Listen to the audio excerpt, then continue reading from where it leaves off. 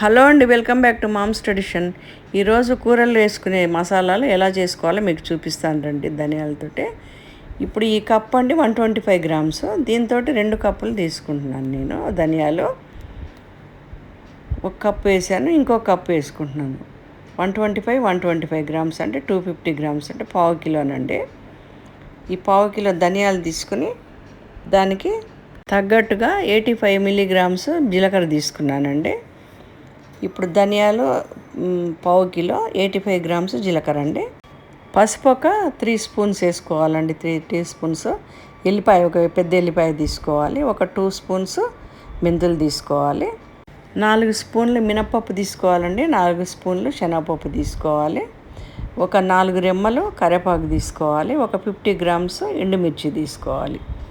నేను పావు కిలోకి ఈ కొలతలో తీసుకున్నానండి. మీరు ఇంకా ఎక్కువ చేసుకోవాలనుకుంటే దాని ప్రకారం తీసుకోండి. హాఫ్ కేజీ అంటే హాఫ్ కేజీకి దానికి తగ్గట్టుగా మీరు తీసుకోండి. ఇప్పుడు స్టవ్ ముట్టించండి, ప్యాన్ పెట్టుకున్నాను. ఇప్పుడు ధనియాలు వేయించుకోవాలి. కొంచెం మంచి కలర్ వచ్చేంత వరకు స్లోగా పెట్టుకుని వేయించుకోవాలండి. సిమ్ మీదనే పెట్టుకోవాలి, ఎక్కువ మంట మీద ఉంచొద్దు. చూడండి అట్లా బాగా వేగాయి. కొన్ని గింజలు నోట్లో వేసుకొని చూసామంటే కరకరలాడుతూ ఉంటాయండి, అట్లా వేగినట్టు.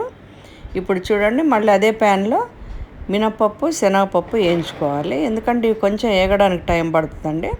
అవి అంతా కొంచెం బ్రౌన్ కలర్ అయిన తర్వాత మళ్ళీ మెంతులు ఉన్నాయి కదా, మెంతులు అందులో వేసుకోవాలి. ఇవి వేగేటప్పుడు అండి మంచి వాసన వస్తుంది. మెంతులు వేయగానే చాలా మంచి వాసన వస్తుంది. ఇప్పుడు అందులోనే కరివేపాకు కూడా వేసుకోవాలి. కరివేపాకు కూడా ఇప్పుడు ఆ పచ్చిదన్నం అంతా పోయేంత వరకు కొంచెం ఇట్లా డ్రైగా అవుతాయి కదండి ఆకులు, అట్లా డ్రై అయ్యేంత వరకు వేయించుకోవాలి కరివేపాకు వేసేసి. ఈ ఇంగ్రీడియంట్స్ అంతా వేయడం వల్ల అండి కూరలకు చాలా టేస్ట్ వస్తుందండి. ఏ ఫ్రై చేసినా కూడా ఫ్రైలో వేసుకుంటే చాలా టేస్ట్ వస్తుంది. కర్రీస్లో కూడా టేస్ట్ వస్తుందండి. ఇంకా మీరు ఫిష్ ఫ్రై చేసుకుంటారు కదా, ఫిష్ ఫ్రైలో కూడా ఆ మసాలాతో పాటు ఈ ధనియాల పొడి ఇది కూడా వేయండి. ఫిష్ కర్రీలో మళ్ళీ మటన్ చికెన్లో ఎందులో వేసినా బాగుంటుందండి. చూడండి ఇప్పుడు జీలకర్ర వేరేగా వేయించుకున్నాను, ఎందుకంటే జీలకర్ర తొందరగా ఎగుతుంది కాబట్టి ఆ వేడి మీదనే వేసి వేయించాను.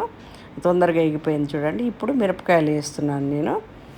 మిరపకాయలు కూడా ఇట్లా అటు పక్క ఇటు పక్క ఇట్లా ఈ కలర్ రావాలండి, ఎందుకంటే లోపల ఇత్తులు వేగాలి కదా, అందుకని వేయించుకోవాలి. ఇక ఈ కలర్ వస్తే అప్పుడు తీసేసేయాలన్నమాట. ఇప్పుడు దాంట్లోనే పసుపు వేసుకోవాలండి. ఒక 4 స్పూన్స్ పసుపు వేసుకోవాలి.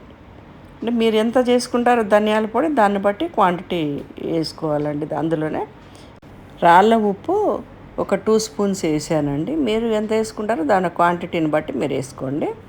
ఎల్లిపాయలండి, ఆ ఎల్లిపాయలు ఇందా చూపించా కదా, ఒక పెద్ద ఎల్లిపాయ, అది మీకు చూపించడానికని ఇప్పుడు వేసానండి. కానీ ఇది లాస్ట్లో వేసుకోవాలి, ఎందుకంటే పౌడర్ చేసేటప్పుడు వేస్తే ధనియాలు మెత్తగా కావండి. అందుకని లాస్ట్లో అంతా పౌడర్ అంతా అయిపోయిన తర్వాత అప్పుడు వేసుకోవాలి ఎల్లిపాయలు. ఇప్పుడు వేయించి పెట్టుకున్న ఇంగ్రీడియంట్స్ అంతా గ్రైండర్లో వేస్తున్నానండి.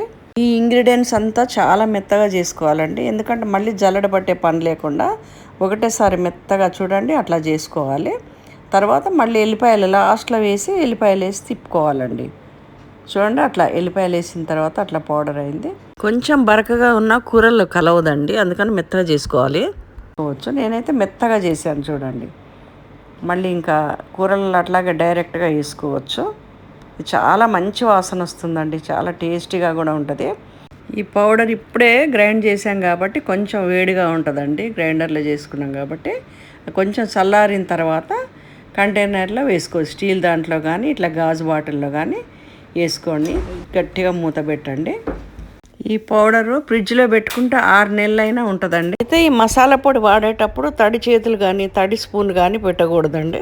ఇవాళకి ఇంతేనండి. షేర్ చేయండి, సబ్స్క్రైబ్ చేయండి, లైక్ చేయండి.